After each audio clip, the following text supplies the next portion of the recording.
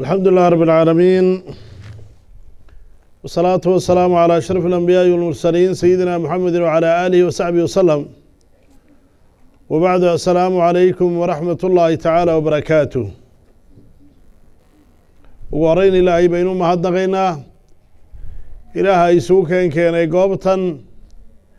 إنك دينتين وحسك الشيقين waxaynu u mahad celinaynaa walaalaha inoo soo abaagaasimay ee isugu keenay ee halkan inaynu galabta isugu nimaadno inuu wax isugu sheegno sababta inoogu Allah ka abaalmariyo ilaahay waxaanu weydiisanaynaa inuu inaga yeelo kuwa dembigooda dhaafo ayaga iyo waalidkoodna u naxariisto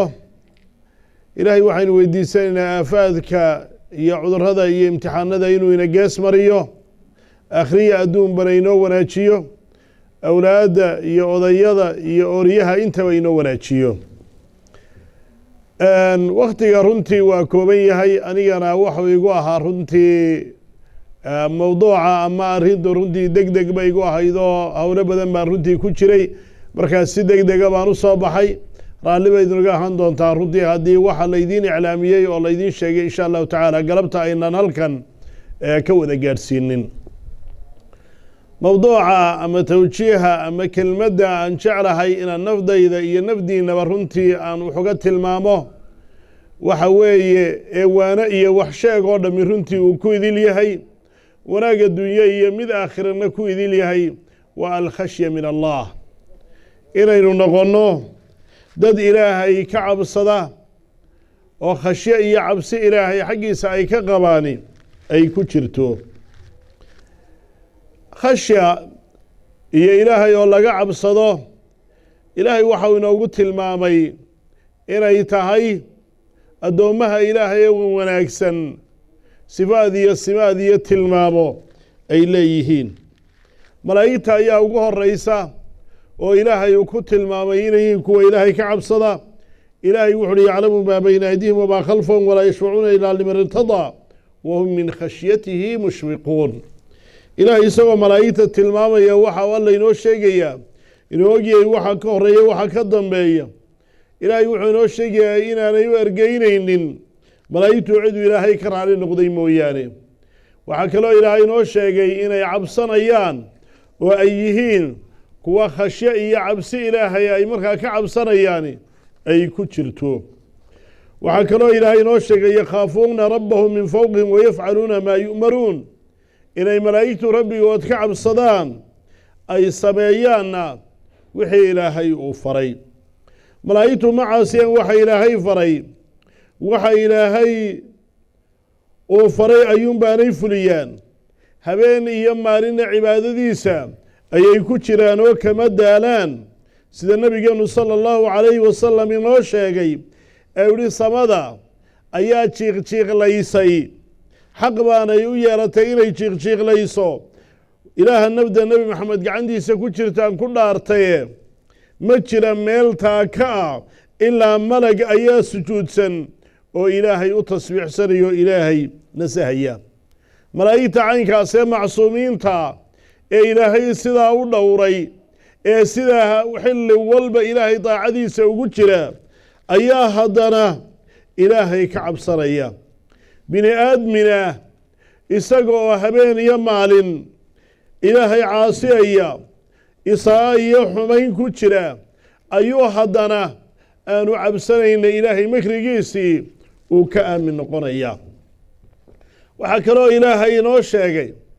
inay tahay khashyada iyo cabsida isaga laga cabsadaa tilmaamaha iyo sumadaha iyo sifooyinka ay leeyihiin ambiyadii iyo rusushii ilaahay ummadihiisa uu ka doortay ee uu ka dhigay kuwa uu risaaladiisa iyo waxyigiisa ku aamino ee ummadihiisa uu diro sifooyinka iyo tilmaamahay lahaayeen waxaa ka mida inay ahaayeen kuwa ilaahay ka cabsanaya aladiina yubaliguuna risaalaati illaahi wayakhshawna walaa yakhshawna axada ila allah ilaahay wuxu uhi waa kuwa ilaahay risaalooyinkiisa gaadhsiinaya waa kuwa ilaahay ka cabsanaya ee cid kale oo ay ka cabsanayaan aanay jirin ambiyada noocaasee ilaahay saa u doortay ee agtiisa qiimaha ku leh ayaa iyaguna ilaahay sidaa uga cabsanaya waxaana keenaya yacni aqoonta ay ilaahay u leeyihiin iyo jalaalka iyo weynida ilaahay ee ay garanayaan darteed ayay uga cabsanayaan waxaa kaloo ilaahay inoo sheegay innahum yusaaricuuna fi lkhayraati wayadcuunanaa ragaban warahaba wa kaanuu lanaa khaashiciin inay ahaayeen kuwa oo khayrka iyo wanaagga u degdega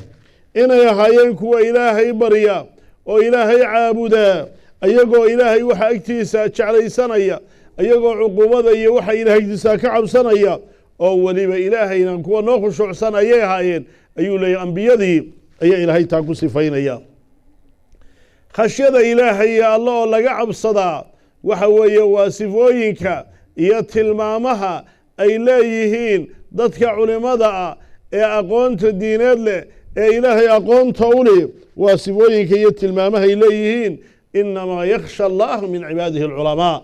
ilaahay wuxuu uhi addoommadiisa ilaahay waxaa ka cabsada keliya culimada ayuunbaa ka cabsataa dadka aqoonta ule unbaa ka cabsada ayaga ayaa garanaya wixii looga baahan yahay inay fuliyaan ee ilaahay ka doonayo ayaga ayaa garanaya wixii ilaahay u diidan yahay dabeetana taasi waxay dhaxal siinaysaa aqoontaasi waxay dhaxal siinaysaa ilaahay khashyadiisa iyo cabsidiisa cilmiga iyo aqoontaad leedahayna haddii aanay khashyo iyo cabsi ilaahay haddii aanay ku dhaxal siinin haddii ilaahay aanad ka cabsanin taa macnaheedu waxa weeye inaanay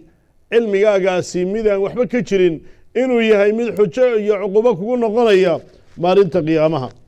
waxa ilaahay inoo sheegay inay khashyada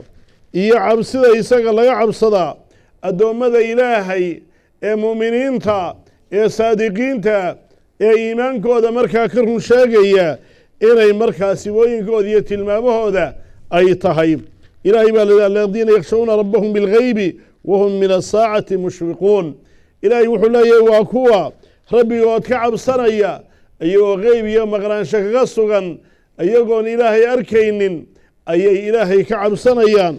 saacaddana qiyaamana way ka dhowrsanayaan ayaa ilaahay uu yidhi waxaa kaloo ilaahay inoo sheegay dadka mu'miniinta ah ee wan wanaagsani inay samaynayaan waxa wanaagsan iyo daacaadka haddana iyagoo sidaa wanaag iyo daacaadka u samaynaya haddana inay ka cabsanayaan ilaahay inuu ka aqbali waayo dadka mu'miniinta ilaahay isagoo sifaynaya waladiina yu'tuuna maa aatow waquluubuhum wajila annahum ilaa rabbihim raajicuun ulaa'ika yusaaricuuna fi lkhayraati wahum lahaa saabiquun ilaahay wuxuu yidhi waa kuwa bixinaya ee la imanaya wixii ay markaa la yimaadeen ee ay sameeyeen bay samaynayaan waxay sadaqaad iyo nafaqaada ay bixiyeen bay bixinayaan ayagoo quluubtooda ay cabsanayso waayo rabbigood ayay u noqonayaanoo taas ayay u cabsanayaan kuwaasi waa kuwa khayraadka u degdegaya ee una horumarayaba ilaahay yidhi caaisha radia allaahu canha ayaa rasuulka weydiisay aayaddan waladiina yu'tuuna maa aatow waquluubuhum wajila kuwan waxay bixinayaan iyo waxay la imanaya ee haddana markaa qulubtooda ay cabsanayso ma kuwa khamriga cabbaya ee sariqada iyo zinada samaynaya miya nabigeenu sala allahu calayhi wasalam wuxuu uhi maya yabnata sidiiq waa kuwa soomaya ee tukanaya ee sadaqadaysanaya ee haddana cabsanaya inaan laga aqbalin camalkaa ay samaynayaan inaan laga aqbalin ayay markaa ka cabsanayaan xasanulbisri baa laga wariyey inuu yidhi camiluu biطaacaat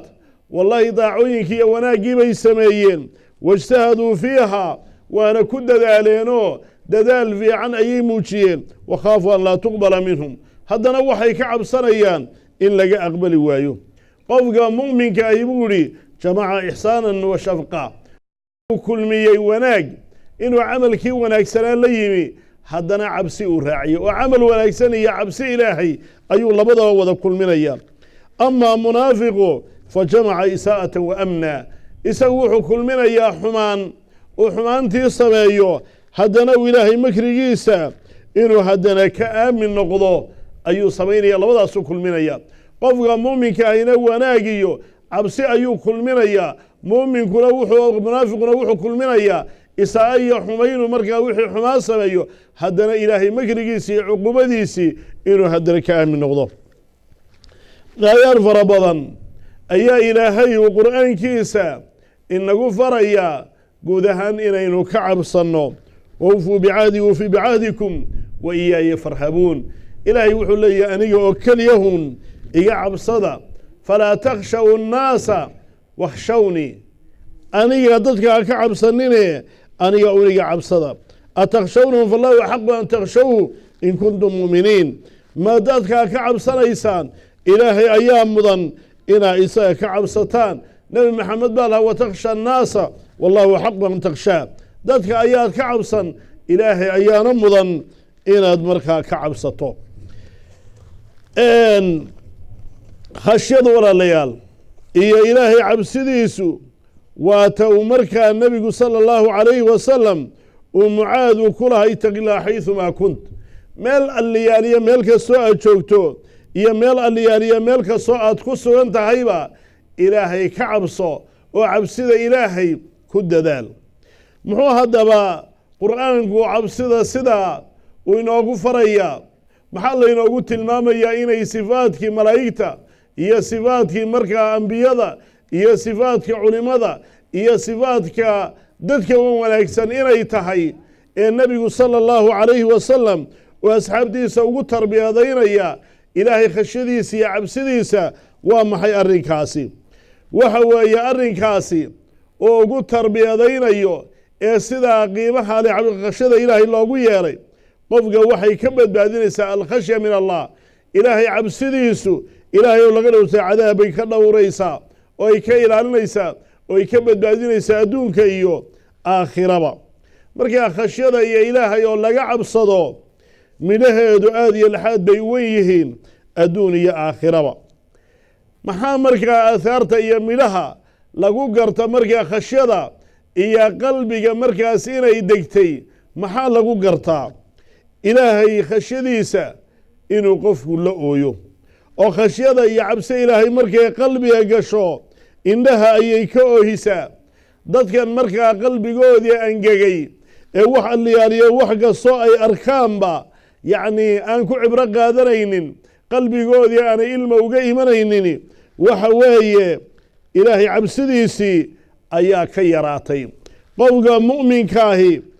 khashyada ilaahay iyo cabsida ilaahay habeen iyo maalin way ka oohin. qur'aanka marka uu maqlo way ka oohin. salaadiisa markuu istaago way ka oohin. qiyaamaha markuu xasuusto way ka oohin. jannada markuu xasuusto way ka oohin. naarta markuu xasuusto way ka oohin. ilaahay cabsidiisa ayuu markaa goor walba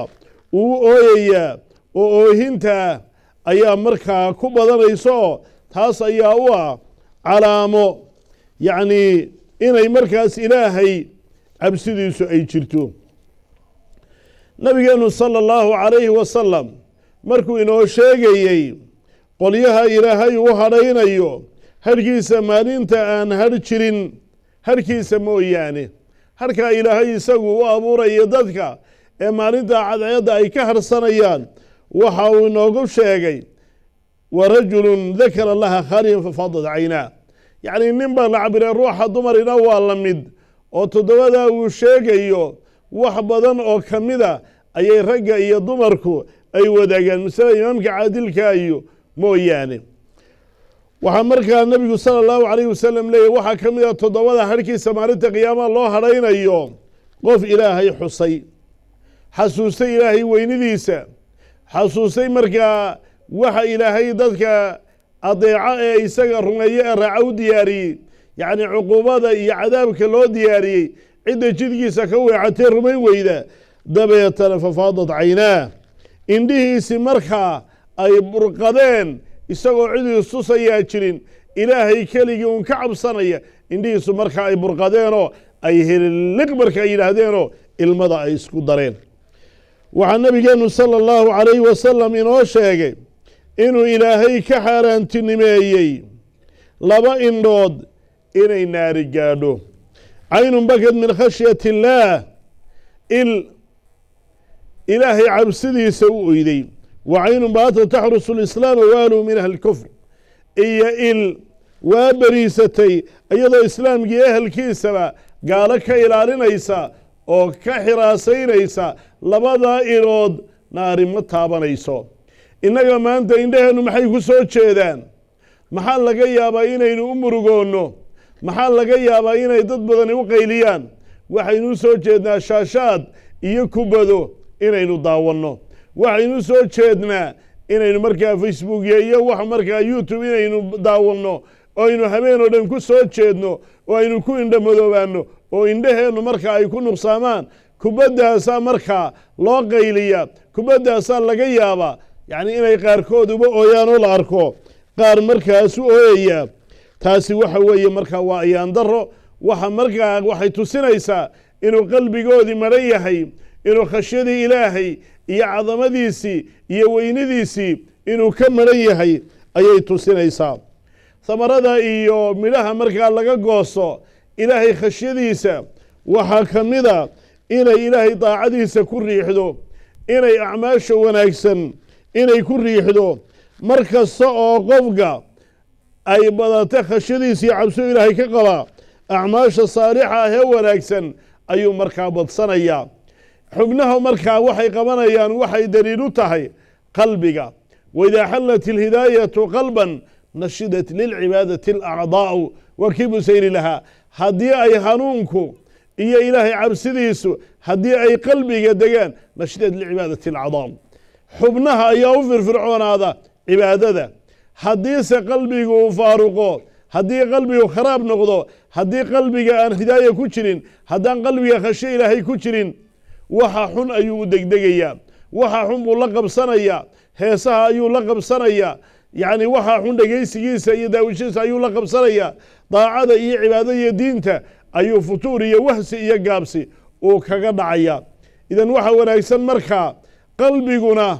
waa wasladda qura ee la ilaashado. nabigeenu sala allahu alay sl alaa fi ljasadi mudqa alaa ina fi ljasadi mudqa idaa salaxa salaxa aljasadu kulah waidaa fasada fasada aljasadu kulah. alaa wuxuu leeyahay jirka waxaa ku jirta saabdi yaroo hiliba,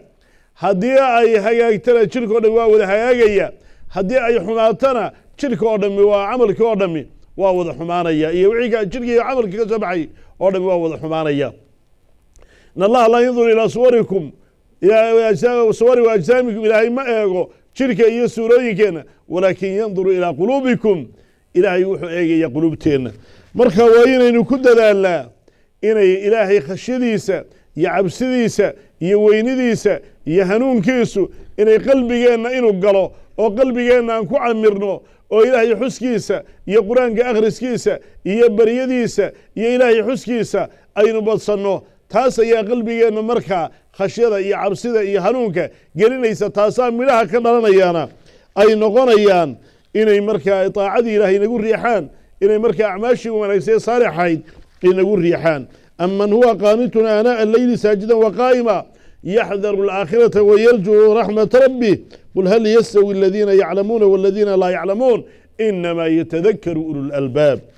ilaahay waxa uu leeyahay qofka yacni qaanidkaa baa ilaahay leeyahay ee habeen oo dhan markaa taagan, maalintii marka habeen oo dhan sujuudsan, qaa'imkaa hee taagan, yacni ilaahayna aakhire markaa ka digtoon, ilaahay naxariistiisa markaa rajaynaya, kaasi miyuu la mid yahay markaa midaan saa ahayn? miyuu kaasi la mid yahay? qul hal yastawi aladiina yaclamuuna waladiina laa yaclamuun. ilaahay wuxuu leeyahy miyay siman yihiin kuwa wax garanaya kuwaan waxba garanaynin? inamaa yatadakaru ululalbaab. macnaha inuu habeen oo dhan taagnaado, inuu markaa sujuudsanaado, inuu markaa taagnaado, maxaa ku riixay ee markaa sabab ugu noqday arrintaa? waxa weeye aakhiro ayuu markaa ka cabsanayuu ka digtoon yahay, ishortaaggii ilaahay buu xasuusan yahay, naxariista ilaahay buu rajaynayaa. kuwa sidaa wuxu garanaya kuwaan waxba garanay miyay samayin baa ilaahay leeyahy. cilmiga iyo aqoonta ayaa markaa gaadhsiinaysa oo ku riixaysa ilaahay cibaadadiisa. cilmiga iyo aqoonta ayaa dhaxal siinaysa ilaahay khashyadiisa iyo cabsidiisa. khashyadaasaa waxay ku riixaysaa ilaahay daacadiisa. saa daraaddeed baa nabigeenu sala allahu alay slm wuxuu lahaa fawallaahi inii aclamukum billaah wa ashhadum lahu khashya wallaahi anugu waxaanay ka ilaahay ugu yaqaana dadka isla markaana ka ugu cabsida badan markuu habeenkii istaagi jiray uu markaa gomadihiisu ay baradhi jireen ee la yidhi miyaan ilaahay dembigaagii hore iyo kaagii dambaba dhaafin wuxuu hi afalaa akuunu cabdan shakuura oo miyaanan noqonaynin addoon markaa ilaahaysa u mahadnaqa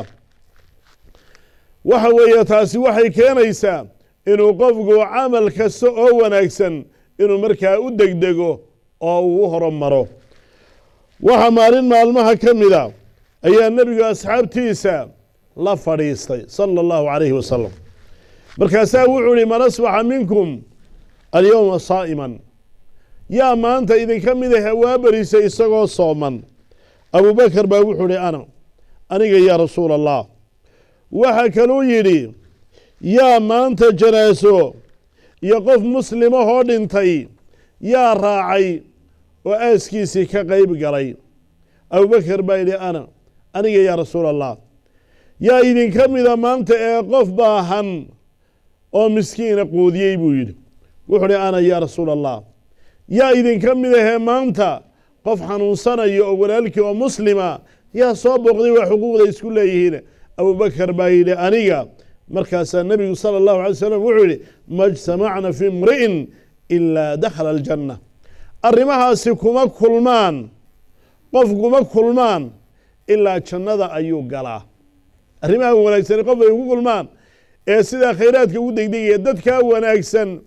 ee sida abubakar iyo salafuna saalix oo yacni amhaasha iyo tusaalayaasha noocaasi aad ay ugu badan yihiin kuwaasoo kale ayaa la doonayaa inaynu ku dayanno sida abubakar uu yeelay khayr dhammaantii ugu degdegey ayaa la doonayaa inaynu ugu degdegno maxaa dhaxal siiyey inuu saa ugu degdego waxa uu dhaxashisay aqoonta oo allaahu leeyahay waxa dhaxal siisay khashyada iyo cabsida qalbigiisa ku jirta kuwaasoo kalea la doonaya inaynu ku dayanno in lam takunuu milahum fatashabahuu ina tashaabuha bilkiraami falaaxu haddaydaan ayagoo kala ahayn isu ekaysiya baa layidhi isu ekaysiinta dadka wanaagsani yacni laysu ekaysiiyaa waa falaax iyo liibaan waxyaalaha midhaha laga goosto khashyada ilaahay laga goosto adduunyada waxaa ka mida inay qofka iyo macsiyadan is hortaagto waxaynu soo tilmaannay inay ku riixayso daacadii iyo wanaaggii iyo cibaadadii kadaalik waxay taad uga noqonaysaa iyo iska hor istaagaysaa ilaahay macsiyadiisii kuwa ilaahay ka cabsanaya waa kuwa macaasida iyo xumaanta ka fogaanaya nabigeennu sala allahu calayhi wasalam waxau inoo tilmaamay xadiidkii markii dhoweydna aan wax ka soo qaadannay toddobada ilaahay u hadhaynaya harkiisa inuu ka mid ahaa ninay haweenay u yeedhatay haweenaydaasoo wax lagu dhaliilo aan lahayn hadday tahay markaa xagga quruxdeeda haddii ay tahay xagga markaa waxa lagu faano iyo cidda ay ka soo jeedo labadaba quruxna alla u dhammeeyey qiimo iyo qaayo iyo cidday markaa ka soo jeedana sharaf iyo xasab iyo qiimo ay leeyihiin xumaan markaa inay sameeyaan ay ka doontay yidhi innii akhaafu allaha raba alcaalamiin anigu ilaahay baan ka cabsanayaa kadaalik markaa ruuxa dumara ee ayadana dee nin sidaasoo kale ugu yeedho xumaantaa ugu yeedho ee ayaduna sidaa isaga daysa ilaahay khashyadiisa iyo cabsidiisa dardeed isaga daysa wax kale aan isaga daynin labadaasiba waxay ka mid noqonayaan maalinta qiyaamaha kuwa ilaahay u hadhayo harhkiisa waxaynu arkaynaayo qur'aanku inoo sheegay nebiyullaahi yuusuf gurigii ninkii boqorka ahaa jooga haweenaydii uu qabay oo aada u qurux badnayd albaabadii ay soo xidhatay xumaanay ugu yeedhay isaga oo yacnii weliba dee qof dhallinyaro ah oo xilligii markaa khariisadii hamadu ay ku badnayda ayay albaabadii u soo xidhatay markaasay tidhi hayta laka kaalay xumaan iyo faaxisho aan samaynaya markaasaa wuxuu yidhi innii akhaafu allah ilaahay ayaan ka cabsanayaa oo xumaantaa yacnii ma samaynaya macaada allaahi buu yidhi ilaahay baan ka magangalay xumaantaa bal u fiirso bal mowqifkaa u fiirso yacnii ilaahay buu daymooday cid kale oo bini aadmiya oo uu ka dhowrsanayay ma jirin waxa uu halkaa xumaanta weliba nafdiisu ay ugu yeedhayso uu dhalinyaro u yahay ee weliba lagu dirqinayo lagu riixayo waxa uu kaaga markaa joogsaday waa ilaahay cabsiisa macaadallah ilaahay baan ka magan gelayaa buuri hadal iyo ficilba waa isku daray weliba carar iyo weliba inuu ka firdhado ayuu isku daray waata maxaa keentay inay macsiyada ka hor istaagto waa ilaahay khashyadiisa iyo ilaahay dhowridiisa iyo qalbigiisa cabsida ku jirta iyo weynida ilaahay ku jirta iyo hanuunka qalbigiisa ku jira ayaa dhaliyey inay macsiyada iyo xumaanta iska hor istaagto waxaa nabigeenu sala allahu calayhi wasalam inoo sheegay 3 nin oo reer banu israa'iil ahaa oo god uu ku soo dumay godkii markuu ku xidhmay ayaa dabeetana waxay yidhaahdeen godkan maanta kaga badbaadi mayno ilaa dee camaladii wanaagsanaa aynu samaynay inaynu ilaahay ku barino mooyaane mid ka midihii waa kii ku bariyey siduu waalidkii ugu sabafalay sida uu xaqoodii uga soo baxay sida uu ubadkiisii uga hormariyey sida uga dhowrsay markaa cuquuqoodii iyo inuu markaa xaqoodii meel kaga dhaco waa tii markaa uu taa ku bariyey ilaahay uu kaga fayday ka kale yacni macsiyo iyo xumaan iyo zina inuu ku dhaco oo uu halkii ugu dambaysay u gaadhay ruuxii dumar ahaa markaa labadeeda lugo dhexdooda u fadhiistay markii ilaahay lagu waaniyey ee ay tidhi ilaahay ka cabso ay tidhi ayuu isaguna halkaa dib uga noqday oo ilaahay cabsidiisii ayuu uga kacay macsiyada iyo xumaanta taas ayuu ku bari uhi ilaahayow haddaan adiga dartaa u sameeyey waxaanaanu ku jira naga faydo kaana in baa ka faydantay kii saddexaad isagu wuxuu ku bariyey qof shaqaale ahaa oo u shaqaynayey oo iska tegey isagoon mushqaayadiisii siinin oo mushqaayadiisii uu meel u dhigay u koriyey u kobciyey ay badatay dabeetana markii dambe ninkii ugu yeedhay oo dabeetana xoolo fara badan isaguna siiyey kaasna ilaahay khashyadii kaasina wuxuu hi ilaahay ou taaban dartaa u sameeye naga fayd waxaanaanu ku sugannahayoo sidaasaa ilaahay uu kaga fayday dadkaasi acmaasha wanaagsanay ilaahay ku baryayeen waxay hayd acmaal wanaagsan oo ay ku riixday daacadu iyo yacnii khashyada iyo cabsida qalbigooda ku jirta ayaa markaa ku riixday wanaagga inay sameeyaan ku riixday yacnii inay xumaanta markaa ka joogsadaan ayada ayaa taad u noqotay oo ka hor istaagtay maanta waxaynu ognahay yacnii dad fara badan isay xuquuqdii dadka ama dadkii u shaqaynayey ay u luminayaan ee ay markaa meel ugaga dhacayaan kaasina markaa sidaas ayuu isaga ilaaliyey camal weyn oo saalixa ayuu noqday oo ilaahay uu badbaadiyo camalka wanaagsaneed samaysana sidaasoo kale ayaa ilaahay uu kugu badbaadinayaa adduunyadii markaa sidaas ayaa khashyadii cabsida ilaahay loogu badbaadayaa maxaa laga helayaa yacnii cabsida ilaahay aakhiro waxaa lagu helayaa in ilaahay kuu dembi dhaafo in aladiina yakhshawna rabbahum bilgaybi lahum makfiratun wa ajrun kabiir ilaahay wuxuu hi kuwa rabbigood ka cabsanaya gayb iyo maqnaansho kaga cabsanaya dembi dhaaf bay leeyihiin ajri weyn ayay yeelanayaan waxay ka badbaadinaysaa qofka naar laa yeliju naara rajulu baka min khashyati illaah qof ilaahay cabsidiisa u ooyey naar geli maayo waman yuطic illaha warasuulah wayakhsha allaha wayataqii faulaa'ika hum alfaa'izuun ilaahay wuxu uhi qofka allah adeeca rasuulkiisa adeeca ilaahay ka cabsadee ka dhowrsada kuwaasi kuwa liibaanay weeyaan baa ilaahay waxa uu ku helayaa ilaahay khashyadiisa inuu jannada ku muto iyo raali noqoshada ilaahay maxaa ka weyn bal u fiirso in ilaahay kuu dembi dhaafo in ilaahay naaru kaa badbaadiyo ila waxaa la yidhi inuu weliba jannadiisa iyo raali noqoshadiisana aad ku guulaysato faman zuczica can الnaari waudkhila aljannata faqad faaz wama alxayaaةu dunya ila mataacu اlguruur ilaahay wuxu uhi qofka naar laga dheereeyo jannada la geliyaa waa liibaane noloshana adduunyana waa alaab yaroo lagu degtoomayo un maxaa lagu helayaa markaa taa waxaad ku helaysaa dembidhaaf haddaad doonaysa ilaahay khashadiisa iyo cabsidiisa waxaad naar kaga badbaadaysaa ilaahay khashadiisa iyo cabsidiisa waxaad janno iyo raalli noqoshada ilaahay ku gaadhaysaa waa ilaahay khashadiisa iyo cabsidiisa ina aladiina aamanuu wacamiluu saalixaati ulaa'ika hum khayru lbariya ilaahay wuxuu yidhi kuwa ilaahay rumeeyey camalka wanaagsanna sameeyey kuwaasi ayagaa beriyada iyo khayr dadka ayagaa ugu khayr badan jazaa'uhum cinda rabbihim jannaatu cadn jannooyinkii lagu nagaanayey weeyaan markaa abaalmarintoodu tajri min taxtiha alanhaaru hoosteedana webiyaal ay duldulcaynayaan oy soconayaan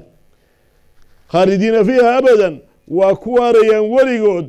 radia allaahu canhum wa raduu canhum ilaahay raalli buu waa ka noqday ayaguna raalli bay ka noqdeen waxaa maxaa haddaba lagu helayaa daalika liman khashya rabbah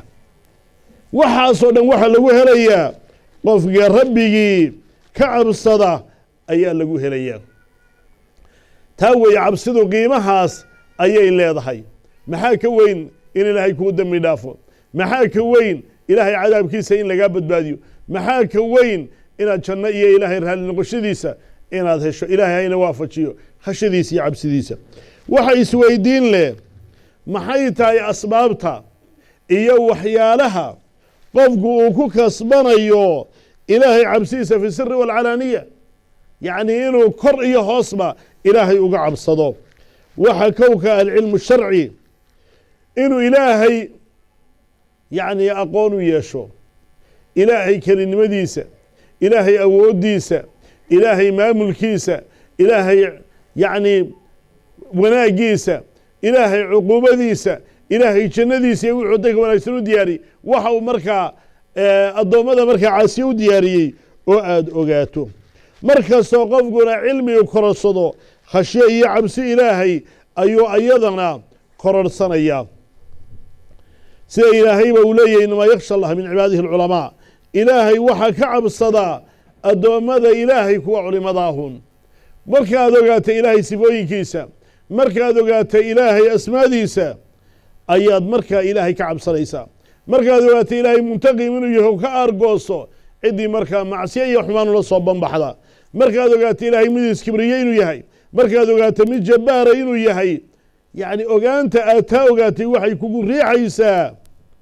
ilaahay inaad ka digtoonaato waxay kugu riixaysaa inaad mar walba wixii wanaagsanaa samayso markaad ogaato ilaahay inuu ku maqlayo ilaahay waad ka xishoonaysaa oo wix xumaana markaa samaynteeda ayaad ka dheeraanaysaa marka aad ogaato ilaahay inuu ku arkayo meel kasta oo aad ku sugan tahay dee macsiye meel aad kula dhuumataa markaa ma jirto ilaa meel kasta oo aad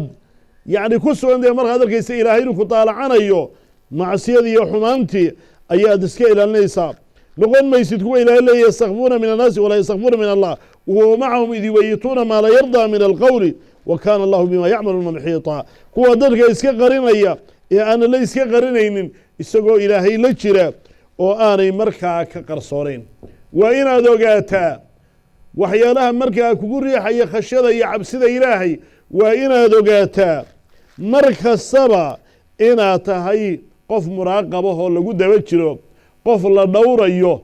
qof markaa raadaar uu ku rakiban yahay oo meel kastoo uu ku sugan yahay raqaaba ay saaran tahay iyo dhowrid iyo dabagal oo wax liyaariyo wax kastuu sameeyaba la eegayo waa inaad ogaataa yaa ku dhowraya ee ku dul taagan ilaahay wamaa takuunu fii shani wamaa tatluu minhu min qur'aanin walaa tacmaluuna min camalin ilaa kuna calaykum shuhuudan ilaahay waxa uu leeyahay ma ahatid arrin qur'aan xaggiisa kama akhridid camal ma qabataan ilaa waxaan nahay kuwa idin arkaya ayaan wax alliyaariyo wax ilaahay kaga qarsoon samaawaad iyo dhul yacni wax weyn iyo wax yar ilaahay miduu qoray oo markaa agtiisa ku sugan weeye markaa qofku waa inuu ogaadaa kow ilaahay inuu dhowrayo waa inaad ogaataa malaa'ig laguu diray oo garbaha kaa saarani inay jiraan waa inaad ogaataa maa yalfidu min qowlin ilaa ladayhi raqiibun catiid garbaa kaa saaran wixii kaa soo baxa wixii aad ku dhawaaqdo yacni dhowraya oo xaadirahoo u diyaara oo qoraya waa inaad ogaataa dhulka aad ku dul soconayso iyadoo lafdeedu inay raqiib tahay oo ay ku dhowrayso maalinta qiyaamaha wixii aad dusheeda ku samaysay inay markaa furi doonto إذا زلزلت الأرض زلزالها وأخرجت الأرض أثقالها وقال الإنسان ما لها يومئذ تحدث أخبارها إلى يوحي مالنتا قيامها يقولك لقلقلي يوحي كل حجري أي صوصاري مالنتا وحي كورمي وركيدي إلهي بان أوحيودي نبي صلى الله عليه وسلم مقرنا يسانددوا ما أخبارها دولك وركيد وحيهي وحو النبي قلنا الشيء إنا يردوتو أضون يهو عملت كذا وكذا في يوم كذا وكذا كوركيغا waxaad ku samaysay maalintii caynkaas ahayd waxaasaad ku samaysay waxaasaad ku samaysay inay ku tiraado dee miyaad ka dhugman miyaad ku beenin karaysaa waa halkii iyo goobtii aad ku samaysay ayaa kugu markhaati furayseen qofka markaa dhulka ugu soconaya wanaaga qofka ugu soconaya masaajidka waa loo qorayaa waa kii lahaa qoladii masaajidka ka fogeyd nabigu sala allahu calayhi wasalam bani salama diyaarukum tuktaba aahaarukum halkiinaa deganada raadkiina iyo dhulkaa ku soconaysaan waa laydiin qorayaaye duruusta cilmiga halkaad u marayso man saraka طariiqan yaltamisu fiihi man saraka طariiqan yaltamisu fiihi cilman sa'ala lahu lahu طariiqan ila aljanna طariiqaad cilmiga ugu qaadaysaa waa kuu marakacaya طariiqa aad dadka heshiisiindiisa iyo wanaajindiisa aad u qaadda waa kuu marakacaya طariiqa aad wanaagga ku reebayso ee aad xumaanta markaa wanaagga aad ku farayso xumaanta ku reebaysa maalinta qiyaama waa kuu marakacaya nin baa hargeysan waxaan arkay isaga oo meelo cidlaa wacdi isla taagaya gidaar cidlaa intuu wacdi isla taago ayuu mikrofon buu haystaayo markaasaa laba ciyaalaha iyo laba dumaroo guriga ka soo baxaya baa dhegaysanaya wala nin weyn oo gad laho maxaan weydiin jiray muxaadarooyinka bii weydiin jiray ninkii baan ku uri sheekh waxaad yeeshaa waadiganoo habeen iyo maalin waxbaad wacdiyeysaaye dee muxaadarada waxaad la tagtaa meelaha maqaaxyaha iyo meelaha dadu ku badaya in la tag wuxuu uhi sheekh waxaan ka wataa buuri xikmad baan meeshan ka wataa buuri saraakiishii beryihii dowladii horaan ahaa buulo meelahan aad arkayso gidaaradan aan taaganahay markhaati horaa ka dhacay buuri markhaati hore iyo xumaanaanu la galayoo markhaati horaa meesha ka qoran buuri markaa markhaati dambaan ka daba geynayaayo meeshii berigaanu xumaantaa ku samaynay inaan wacdi iyo wanaag isla taagay oo aan dadka wanaag uga sheegay oo wixii xumaan aan kadib ayaan meesha u taaganahay buulo meesha markhaati dambaan ka daba geynayaa buuri macnaha dhulku wixii markaa wanaag iyo khayr aad ku samayso markhaatigeedu waa kuu qoran yahay meesha aad markaa xumaan u martay meesha aad xumaan ku samaysayba maalinta qiyaama waa ku qoraysaa raqaba min alardi baa ku saaran waxaa ku saaran raqaba min acdaa'ik xubnahaaga lafdooda ayaa laguu diray maxay dowladdii kacaanka cid odhan jirtay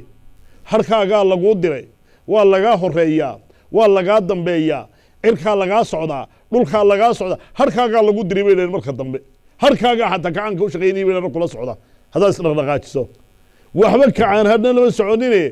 ilaahay xaggiisa raqaabadaasoo harkaa uu kaa ilaalinaya oo camalkaa uu kaa ilaalinaya oo xubnahaagu ay kaa ilaalinaya yowma tashhadu calayhim alsinatuhum wa aydiihim wa arjuluhum bima kaanuu yacmaluun ilaahay ayaa inoo sheegay inay maalinta qiyaama ku marakaci carabadooda gacmahooda ay ku markhaati kacayaan lugahooda ay ku markhaati kacayaan wixii ay samaynayeen ayay markaa ugu markhaati kacayaan qofku waa inuu markaa waxyaalaha ilaahay khashadiisa iyo cabsidiisa yacnii daa'iman markaa dhalashiinaya waxaa ka mid a inuu geerida xasuusnaado habeen iyo maalin gooray noqotaba in lagu qaban doono naqaskaa yar un lagugu xidhi doono sida aad u wareegayso unay kaa joogsan doonto waa inaad ogaataa akhiru min dikri haadimi ladaat nabigeenu sala allahu calayhi wasalam waxa uu yihi badsada yacni xuska ka macanyaalka gooya badsada baa nebigu sala allahu calayh wasalam yidhi markaa qofka geerida xasuusan goor walba inuu dhimanayo xasuusani dee waxa weeyaan waa u camal falaya alkayisu man daara nafsa وعمل لما بعد الموت والعاجز من أتبع النفس وهواها وتمنى على الله الأماني نبينا صلى الله عليه وسلم قفك عقل قاله من دان نفسه وقفك نفسه حسابية وعمل لما بعد الموت قال ذا وحي كدم بينا وعمل فراه والعاجز من أتبع النفس وهواها قفك عاجز وكان نبدي سهوه الراعية وتمنى على الله الأماني إلهينا يديروين كي يديرانيا waxa ugu dambeeya ee aan ku soo gabagabaynaya waxa weeye waxa ilaahay khashadiisa iyo cabsidiisa ku dhaxal siinaya waa inaad ogaato waxa ilaahay u diyaariyay dadka muuminiinta ah wanaaga oo jannada khayrka ugu diyaariyay waa inaad ogaato waxa ilaahay cusaada iyo kuwa ilaahay dariiqiisa ka weecda cuquubo sugaysa waa inaad ogaataa marka kelimada tawjiiha ee maanta aan idiin soo jeedinayo ee meel loo dhaafo iyo markaa wax ka dhimani aanay jirin waxa weeye nafdayda iyo nafdiinaba aan kula dardaarmaya waa ilaahay khashadiisa inaynu ilaahay ka cabsanno inaynu ku dadaalno qalbigeenna siday u geli lahay khashada ilaahay iyo cabsida ilaahay waxaana ku gelinayaa ilaahay khashadiisa iyo cabsida inaad ilaahay xuskiisa aynu badsanno oo aynu ilaahay dikrigiisa badsanno oo aynu qur'aanka badsanno oo aynu ducada iyo baryada ilaahay aynu badsanno oo aynu waxyaalahan maanta lagu mashquulay ee qalbigayna angejinaya inaynu markaa iska yarayno oo qalbiyadeenna aynu qoyno oo qur'aanka aynu akhrisano ilaahay xuskiisa aynu badsanno ayaa muhiima ilaahay waxaan weydiisanaynaa inuu khashadiisa iyo cabsidiisa qulubta inoo geliyo in qulubteenna ilaahay ka yeela mid qoyan ilaahay qulubteenna aanu ka yeelin mid qallalan ilaahay inuu ka yeela mid qoyan oo khashada ilaah iyo cabsidiisu ay ku jirto inuu ilaahay ka yeelo ayaynu ilaahay weydiisanaynaa insha allahu tacaala marar kale aynu isku soo noqon doonaa waqtigu intan ka badan yahay raalliga ahade kelmadaasun yar guuday iska waanada ayaan galabta nafdayda iyo nafdiinaba u soo jeedinay wabillahi tawfiiq asalaamu calaykum waraxmat ullahi tacala wabarakaatu